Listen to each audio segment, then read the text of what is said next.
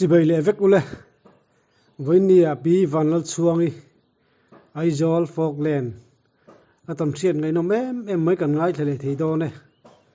khong ya like te share te comment te milo pek sak zel turin in kho ina karom dealing karom ngen le cheu ni ye tu nei lo ngai thang pi chuang chỉ bây lệ chỉ bây lệ in common thak mai te ka lom le mai kar siat chak du chumo silonga in nom la ya in lo asam chung chang vel kha nim sil thela kan ti deu ni silonga khan sang mi le panga kum khan tan suka civil in kha kan lo a chuanin khami kan lo civil in tak to kha chu asan kan se lo na a maro chu kan in lo zom pui te I u nau nu kha I ramhuain amana an parda tang hian ron kal tlanga an tia chuan television an nia mi zawan nia mo abuai na sa thin khopa ke ni pon bitin kan hmuwa chuan an parda kha khak turin an kia khu doi khu tam em khu silong chu kan om lai ti khan doi kha tam khopa chuan an parda kha asen duk an hmanga an tia khami wang han akal tlang ye ramwai kha ron ing lo nan amang thei an tia chuan nuwa chuan chuan tara khan kan luta ni po silong vai kha zu bu na ne ko chung kan han om kha khi ta new building kan tia khang lai kha chuan tun chuan an sa thato a han kala khi ta a hlab dera hian kan oma building sang an sak thara khan chu ta chuan zan kha chu kan thian te ina chaw kan ei hong hi kan fa te hi an lan te ve loma o pa bel po kha kumli vel bor ania chuan apa in pakhata puap pin pakhat ka puak kan hong kha transformer hi oma transformer bur chuk han pitar hi kha si pitar hi he kha si ho chu an te hemi ite an nei chin hi mo te hemi an englo hi athi pa hian a phura chuk thaden de na kan pa po khan awan ho tlai em mate som pahni ari chaudon to kan chanti na kan chei kan leng chun jam kan hong ka awan ho tlai em matar to sia atia chuan akal thaba bawa chuan ke ni po chuan khulma khong khuwa om niang kha kan ti me kan he kan om tir nia kan la englo lo chuan kan om atanga sei po kan sei chuak lo kha chuanin chu kho om tura kan ngei awang khan mo thingtlang kho te enge mo om niang kan tia chuan kan om atanga thakhat vela kha kan kal chang na kan shilo chuan kan thian te ti nei la min kan ne sha bang ti khan nang ni hi in ho tlai thi si khi tilai khi lau lo ni tia ini lok tur oma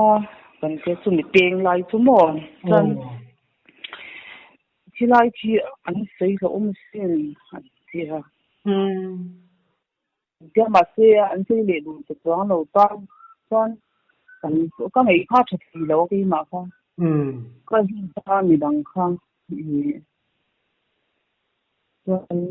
si lai ta sin nei lo te than mo la ti an la sei lo chuan mo ti kala she lo ni chuan anuwa tu tiang kha tiang chuwa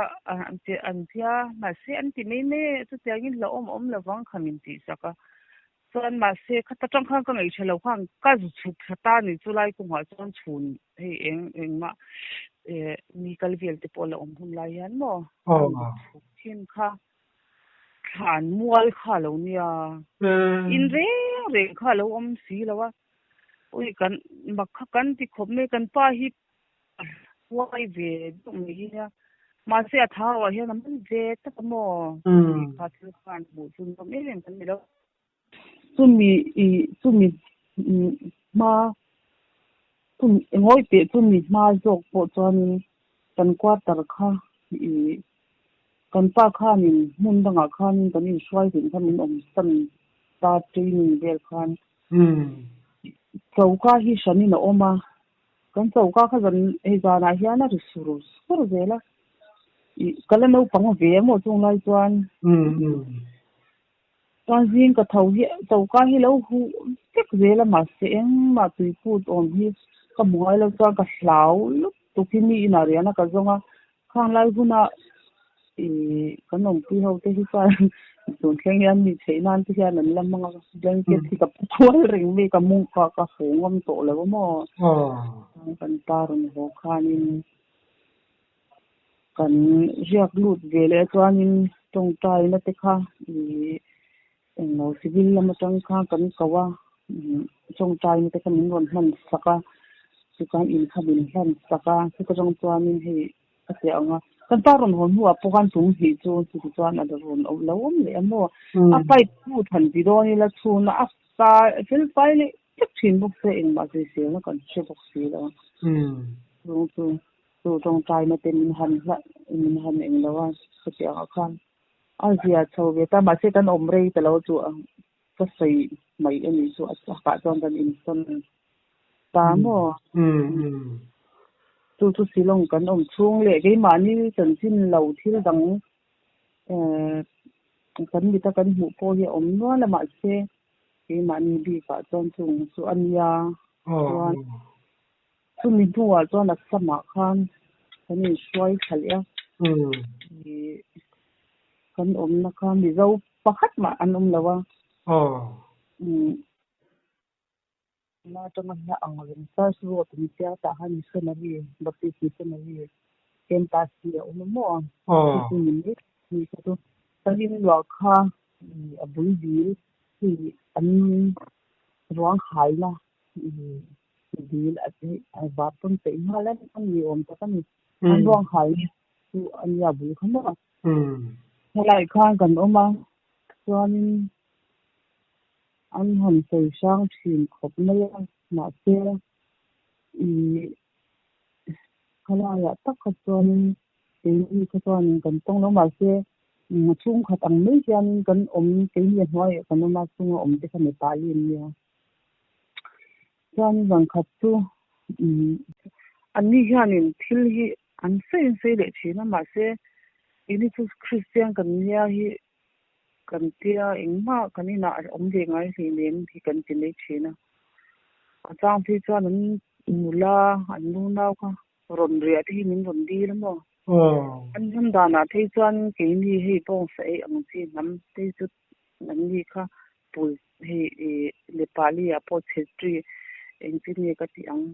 nam an ma ni ai hnuai zok te hi an ina an so ka hian an du thiang lo ti khopania ke ni ang thei chu hi dinge a nei po min nei du lo orang ti hi ma sian min kha an hlo em awang khan ria hi min ron dil thina ni chu ni chu kan na thong kon shangai lo kan ti bang khan chu ran khat chu han ois lo sakrwal po ni lawa an nula te jung tur kha bathroom a khanin tui kha a in her hong sia a u pasal kha azunga motia chuan a lut le a kha ta in chunga chuan a u pasal kha a thom kha a she ta sia azung lo ni ti a she ta ka khan a lo na po kala nei em lawa tia chuan ka va jung le tur ka chha kha thian korwa ha hi hnuai tang ha ron chawa hi min ron sia mang hian ho hi min ron ti a tia mo hei hian min ron ti kha ka phun sal to ka jung po jung ta lo chang konga ka khar le ngala te chan kani nei tu te kha an phone a tu ke ani te in ma ka in nei tu te no ma ke ni asira in nei tu te sia hoi ni tu tu na ka nom ta mo an ni khwalin nei ma te nei lo kha an no ti sia tu ka kha min shila enge mo in swala ni lo mo I khwa sitte hianin thil mu swal hi om kan tia ma se get tak ne khan dam lo tak ne mo butu jemo ni mutu te kha ani nge te cher do khian dam lawa chuan chu mi nuwa chuanin chu voi khat khri ke ni chu kanin khom na midnight service kan tiang thi mo ran la in khom kan Christmas le kum thar tha zan ni kan manga kan in khom bang hong kha anin hi achung da thlang te na thlang hian hwal ta tu hi mu thei roi ni chu mo ge ta kan lu thi an mau chang ba hian pui china chuan ke ni chan nin hi kan lu tam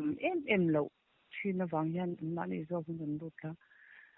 an chang vai pa ding tu ra hian ka ngai mo a ding renga nang de me hi nia an chang vai chu atu ka kha nan nu bula do hinau kha ron jin le mi alinge la ka tia ho de to kha tia ma se ka mu ti kha ka shil chuan an hlau don cha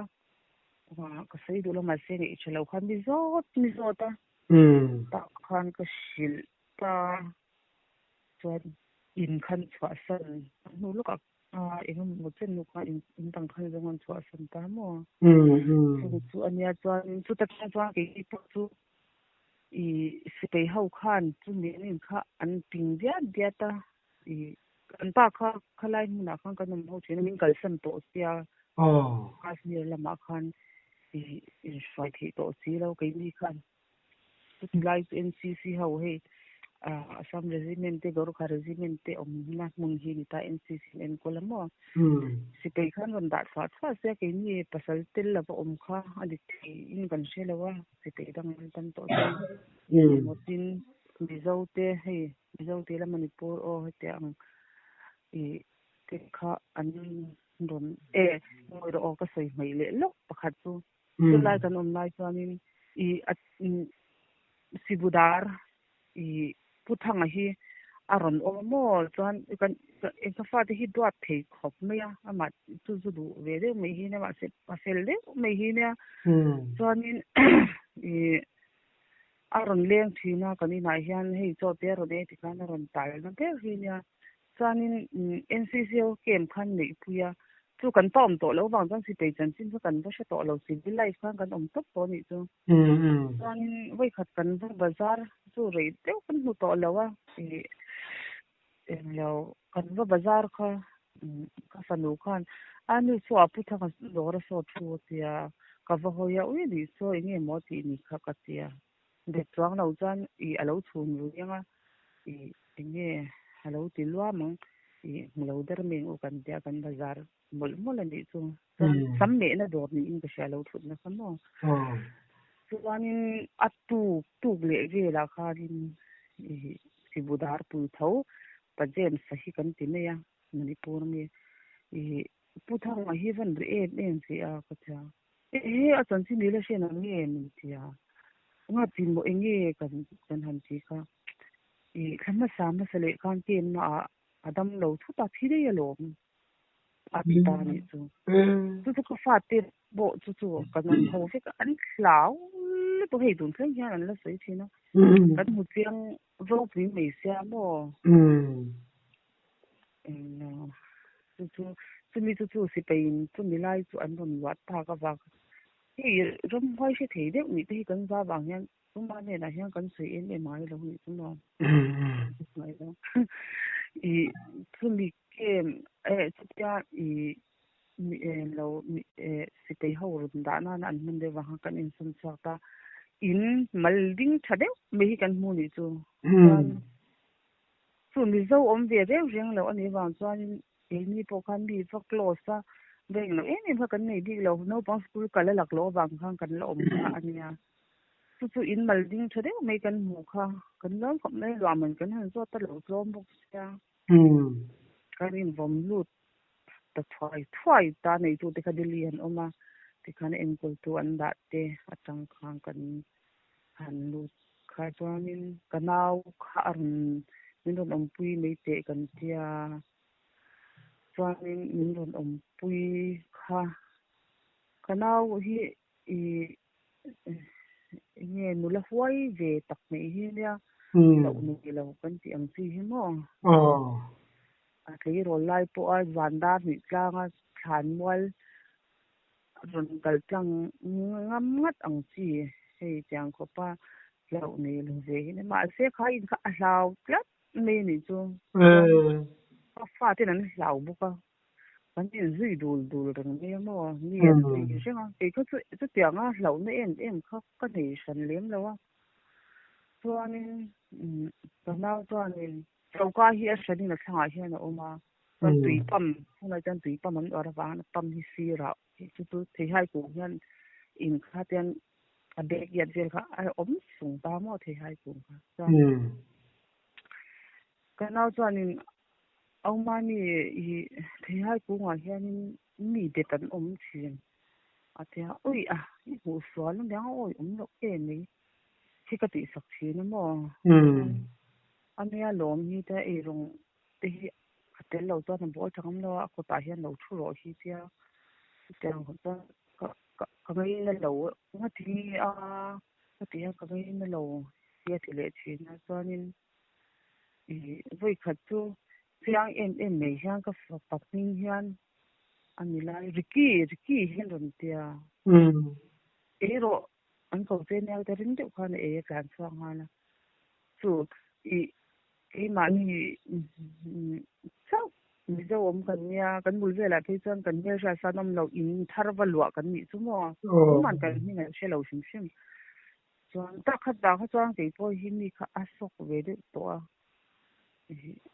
người thật lâu ta có này về đấy cắt đó mà thì hình trong tay thì anh em tin nghe mai mà nên mình tên chứ nghe mình xem mình lộ xem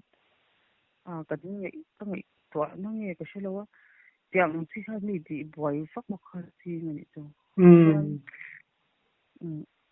qua từ xa không ăn thì có chỉ là cho anh số cái nào là khăn lẩu này men lẩu hen lẩu chế tụi mấy lệ hoa lắm mà thì cái thứ lẩu chẳng lắm lẩu chuyện khai lẩu nha cho nên ui anh ấy nào ông nào có đâu đằng trong lệ mình cần tia cho in bằng cần hành trong lệ cho nên cái này xuân lệ ta khang cái này xuân sao chắc là xịt cái ya so cái party ông nó chỉ là an SM an số biệt đàn major khanin men sap hiện ta kan soi du lawa in lut rang bok sia khami na khanin mi pan mi anin khai hum to a hall khami sitting room kan mun khami sen eng lawa khami panin khai hum to a sang an ti awanga le thomin sha ring awanga tu man wa du lawan ne te chu anei tu te po chan dili tang chan enge in cham mo thomin sha em nei fian thu ang teu hian mo thom te in sha em de an de lang chi hian mi te kharon ta shelawe engi te kan chen thu ni kha te hi min ron ti thi ni chu in tha mo hi an ti se amo chu chanin chu kan chau chu sana pi a dor kai nu khanin didi so in am lai kan sei ngam lawa sami na sonin ruang ni mi pa ni ani no khum to apakhat so mission je kamo kan mi chale mi pa san je a lua khan lo no khum to so na ma pon si te nu pi pakhati pe lua a lua rei thei lawa an chwa san le a tia alo tia chu mi po chu amak vi ang reng lutuka na wi na kha tiang tak ne ya lo se ngai reng lo in an lau tlat nei kha mai ro chu i ma shim ma kha chuanin chu til lutuka va lo na kha nei lawa ma se kan thil ton hi amak ve thei lutuka hi mi min shuat pui ni hi an je he nge imanin kan va hlau ringot thi ani lo ta chu tiang te po chu kan mani zo te chu kan lo she lawa ruang chuak ti po kan kha lo na no sei po kan sei do lo enge thil mu in nei an te min tia ma si le tu dang te tan in nei tu te kan khong ai wang han eng ma thom kan se lo kan ti kha ta mo in ma i mun te hi fal e ma lo pon sikul kal na hla bok sia chu wang nya kan in sun kan ti tlat ta ti khan boruak ani sa te wang mi jang chuan lo luangam lo ni mo o aba ka mo amak lu tu khami i dupri te kha chu alum tu ka mo khami in khamo adai duk mai ni amak lu tu adai ti avot ti ni ka ti ang boruak kha i ma se ti ni la khan achunga sang ve de hi wang hi ni lo mo ti kha kan lo tia khang ti kha amak ka ti tu nu aka ngai to le ni hian mo chen chil tu ni wang ali chu ni hindu ho tan ti chuan a lo hlom mo tang ale lama hi kan silvia ve ti lo ma ila tong trai a pathian ku te in hlan ring na chu veng tu kan ni chuan hi vati ang kha hi ashinga shan khan i min tingam lo alo ni ang at hi ka ring ta mo ti ang thil te chu kan to ka kan chu ka kan nu fa hi ata tel lo deuh ri an ko sak thina ni bok sa chu lo le pakhat po ala oma eng ten ka sei ke chu sei hi ka thiam riau lo mo ti chuan in kan sa pa khan in pol so ma zo ta ka bang khan siliguri lama khan in kan su thavele ta apa tel lo tho chuan kan nu fan kan pen thla ni chu chuan in kan zu pen thla apartment pakhat hi kan athar kum khat le ti ading to atu ma nan la lo lawa an ti alwa man kha a to che em lo boka ta khang kan in bom du kan lu do na chuan in kan missionary kan baptist missionary khanin an in nei tu te sapa in kan ni asset kha lo nia chu kan han lu kan han in kha alo puza na sam me rum tina hian no puza jan banga hian an sai tan si khan he sen hian hian a ing lo chan ma se hei vai rama kwal ta chu an sai ti vel lo ngai mo na chang kha kan lo se lo tam tak kha chuan an lo ngai mo lu ki lo nia mo chuanin chumi in po chu in nuam de me hi kong pui bazar kong pui an in nuam de in chen thun nuam de te hi nia chuanin ka fa ti khan an lau le ta tlat me ya no hei ka fa nu phi tu na po mi doi zep lu tu an ti lai tang hianin hei thil hlo an hlo ka du lo wang hian hi thla sang ti te tiang hi an sia thi ka du ngai lawa an doi lo ve thina mo ma se kha in kha an ngam thi lo de nga room kha thak le thanga hian oma alaya hian sitting room oma khami kar kal ngut po ya an hlawa chuan an ngam thi lo chuan ki la kha kadam lo reng ta me ya eng mo na kha ka nei ti khang ka chawa ka duam thei ta reng lo mai kha chu i salon prayer team ti hi missionary nu pui le pastor nu pui te khan an dina ta chuanin kanom bu fe ani chu in khom de ngai chuang lawa ti khan no pang zir na wanga thla te kan ni wang khanin pasal te lo lo pok ne hen ka chhuak wak tam lo ka twalin lo shima chuan ni kha an som ve ta ka zutel kha pastor nu pui a hmin po sei nge la siam pui tu na hianin champha ya khian puchunga at pasal chu nia anda mo hei ramwai zel te po an hut chuak pa wa hei kutia nai rong bol na ma po hian nei thina po chu kala she chuang lo ni chu nai chan chu tiangin rong bol na nei thi po chu ka she ti dam rong bol te po ani ve thina mo hei zau lo ta kin san chu pastor pui ania ang man bi lu tuk lo wang khan ừ chuan kami ho khan in an nei don trong trai hun khan nei don local vero an tia kanom sam lo lu tuk wang khan siam pui hi trong trai dam dam nan chang sa sin ron kal ve shim ro tia ka chhe do khan chan ni chuan in tulai chang ka sok hi abok an na lu tuk ka kami ka rut in trong trai tir pa te ang ka te ka kal kha ni in lo a hian engemaw diklo a engemaw thawm ti in sia mi piringot me emaw chuan thawm kan hriat pawh ka hre hleilem ka tia ngam lo na deuh te in hin min tia khi tak chuanin han hlo na em pawh ka nei lo a mai ro chu ka fa te hian an hlau chata ka tia chuan an hu khan in khom le kha kan ina khan ka rot ta mo chu ta chuan a ron lut cha kha bora khi adik lo tlat min tia a rit lut tuk chuang in hi atia ni chu chuan ti khanin tel bang khanin enge room tina le banga ti khan englawa a chuwa cheng ram hoi hi englo ro ati khanin min ho chwa saka enge min englo min kan thiang sim sakta mi chumo chuan magdeu me hianin khata tang khang ka fa ti khanin hlo na kha an nei tamia lo ta lungwang takhan thum nge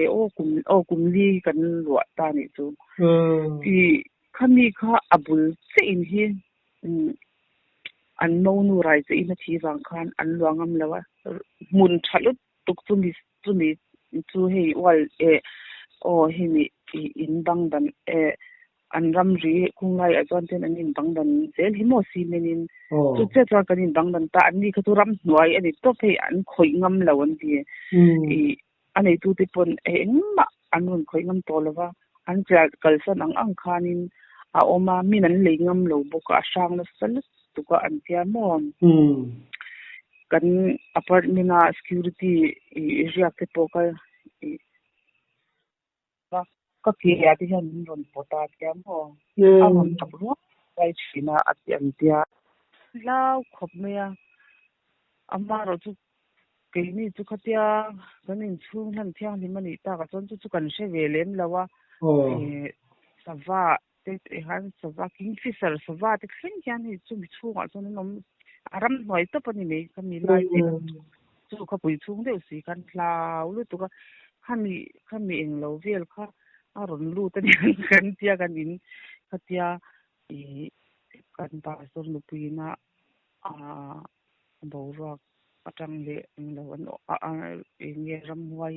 chen chil tu he ina hian a om tlat ati aron hriat remote dana khan mo tina shumshimin chuanin ho sign khamin tire sak se bok ta mo chung kan thil ton ani boka chuanin ui mak theilu tukat kan thil ta mi po hian an chuan siam pui po chuan tia siliguri le a che vela hian ram huai hi ka tia teu mai pakhat chu kan kom thlanga hianin hei an puja don hian mo an ban som nei hemi hi ka durga puja an ti hi mo kan kom ka fate room anita thlang na man baranda ta tu mi thlang kong pui ta kan in hoi zona chuan mo kong pui lian tu mi thanga chuanin hi kan in che hian an pathian chu an da thian ni chu kum tina an siam na hmun ania an pathian lim chu tang kan zu mu che kan in che ni chu chuanin chumi puja don na piang hian zan re hian ui hi na me lo hian he ui khalai khanin a rual deuh hi a pol khom deuh hian paruk vel hian oma ui dang ron kal po hin phalo an mani khan khami ka anin tiram ve ni chumo khami te kha te nan mai mai china engdo chan chumi puja don vel bora hianin na me lo hei mi bo street light het ne na eng war ta kan mu thei ni chu an bo ding chena bang hian varanda chong kan chwa kan zu en china mishing lo kal lo bo hei lo hau ang hi mo achang to nan u ruai mo dan yang hian nam thina kan enjing thina makhi kan tia hei I ani singa mu thei silo ma se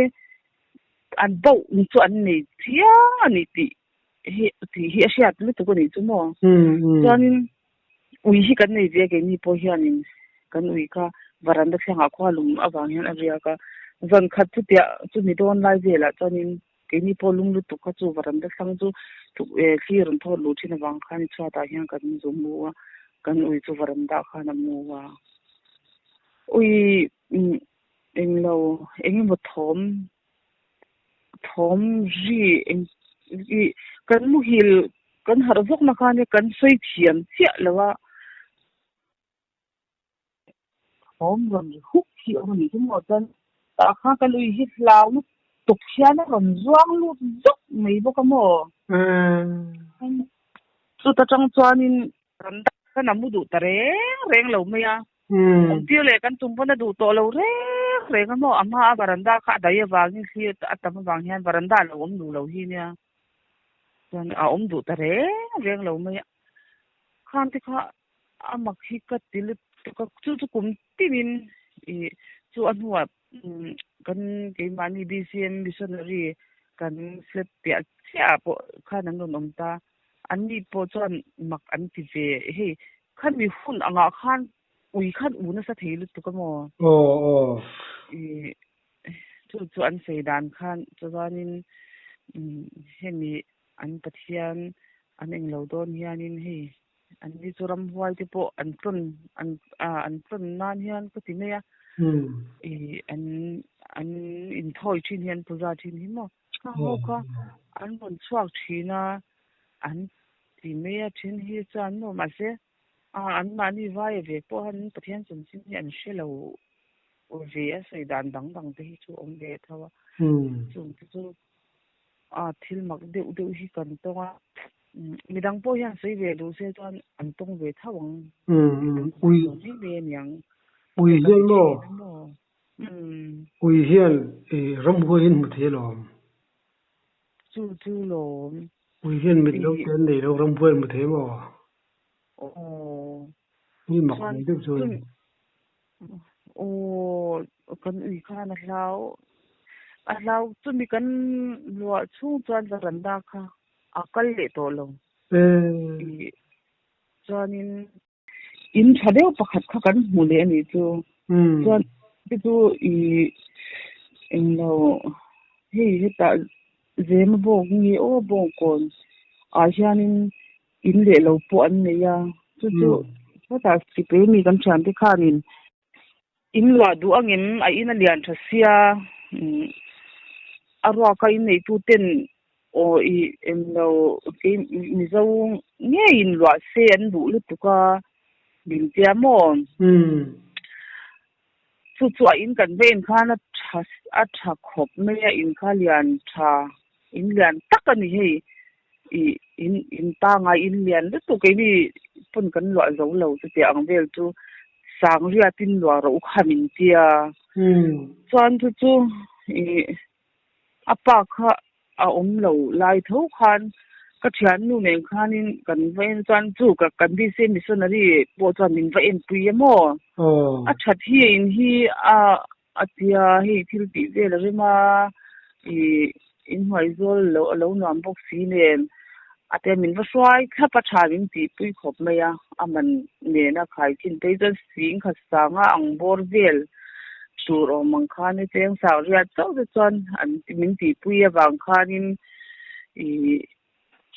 pe ni po khan in ka cha kha kan son theita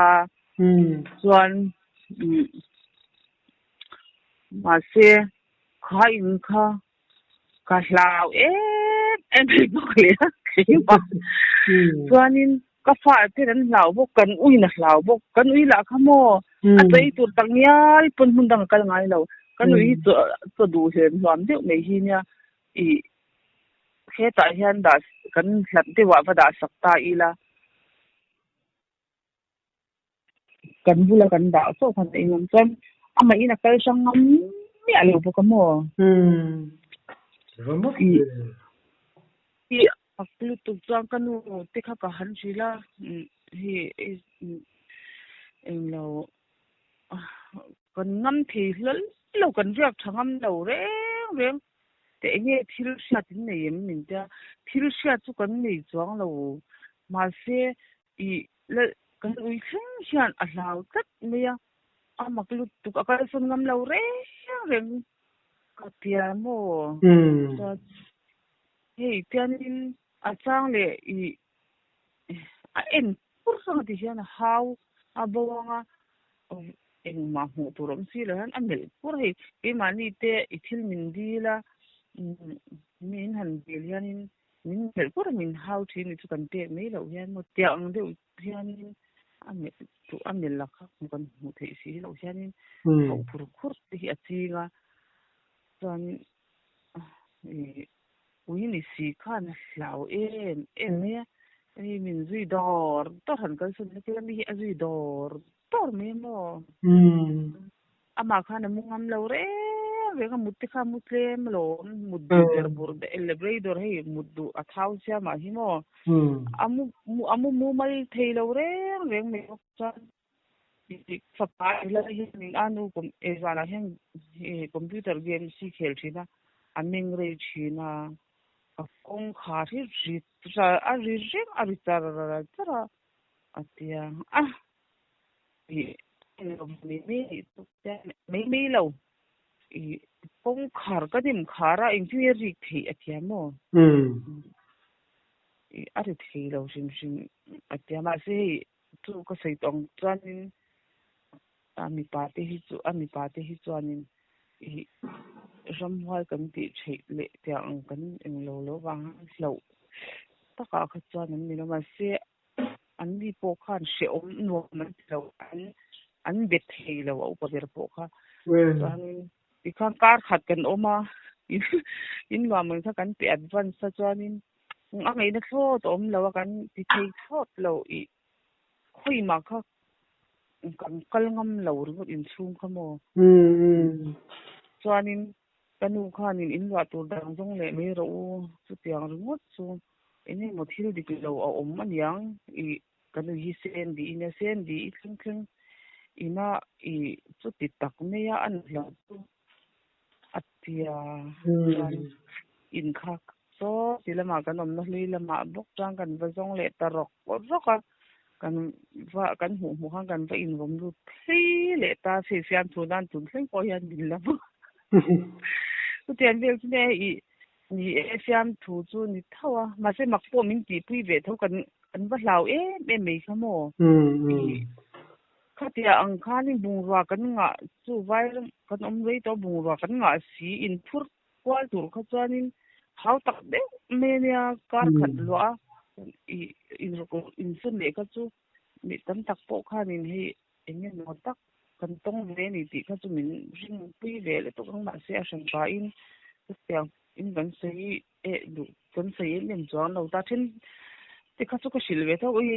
kan hlau katalom ti ngi na om lo amak lu tuk kan tia mo i chu tiang te chu thil kan tong mak thei lu tuka i in tong trai chalo niang te hi i min chiang ti kan hlau chawang chuan kan sei thadu lo thina mo i pasal ti tel lova om kan lo ni i box si ne hianin ramwai ya ning chuang liang te kan tia mo ma se i enge i kan pa lai po in voi khat e kan pa lai po in kan ti duty na huna silong kan lai le ka sa ti le ta de ra ve khat chu an venga ai ta ram dun sport complex ren hin ya kan pa te kon ngai de mai hi bo ra la quarter ga ta khan duty line min ron klo a tia mo chan kamu mang lam chu ania ma se kamu hil to lo ka mi khian ka mo ka zwang thau soka atia rei de chung ko ma po kha sok ve a hlau lam ni lo khan he makati ni chu mo yang de por chu I thil hi atong I kan pa thi chan sei tur hi ama to na hian anga ve ngot chang ka ring ma se kin bula hi cha a sei du chang lem lawa ja thil kan thil tan kan sei de chanin a ramoi hi chu a om ve lom ama ro chu hi nge ashinga shana I va eng lawa kate ang viau ang ten ken ni a tsekher vek lawa hi atiani chumo ramda ale ngal in hun ton chu khir ve mai chu pasal te tel lo le ngal mo doi oni doi zep ni doi zep thi ka ni viau lo ve ania ma se enge ramwai hi kapu hian in kan te lai hian in zau tur ani lo ramwai hi ye min fui ngara lian hi kan ni via he nge ramwai hi ka ring lo ka ti thine ni chumo ka ring lo han tila a bible po india ka mal se ke ma hi chuanin he te ang kha thing ti hi ka ring lawa ka fatina an lawa chu ka nawina an lawa te anga po chuanin in hu swale yang hi ka ti chin ta ni chumo no ka te ang vel khan ania ole ani le tun tumatan chuan kan du tok phot nei don ni ole in kom nun chu tak pain pe ka lom du to ke ke deu